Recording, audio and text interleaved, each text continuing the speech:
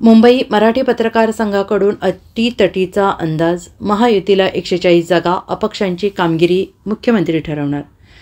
राज्यातील विधानसभा निवडणुकांसाठी महाराष्ट्रात 20 नोव्हेंबर रोजी मतदान प्रक्रिया पार पडली। त्यामध्ये राज्यात सरासरी 65.10% मतदान झालं असून मुंबई मराठी पत्रकार संघात महाराष्ट्र विधानसभेच्या निकालासाठी अंदाज वर्तवण्याची स्पर्धा घेण्यात आली आणि या स्पर्धेत मुंबईतील पत्रकारांनी उत्स्फूर्तपणे सहभाग नोंदवला। या स्पर्धेतील सरासरी अंदाजानुसार भाजपा प्रणित महायुती ही 140 जागांपर्यंत मजल मारू शकते, तर मवियाची झेपही 138 जागांपर्यंत पोहोचू शकते असा अंदाज वर्तवण्यात आलेला आहे। त्यानुसार आणि इतर अपक्षांसाठी 10 जागांचा अंदाज व्यक्त करण्यात आला आहे। एकूणच या अंदाज स्पर्धेनुसार महाराष्ट्रात त्रिशंकू विधानसभा अस्तित्वात येऊन अपक्षांची भूमिका किंगमेकरची राहील असं चित्र आहे। त्यामुळे राज्याच्या विधानसभा निवडणुकांसाठीच्या निकालाची चुरस आणखीन वाढली आहे।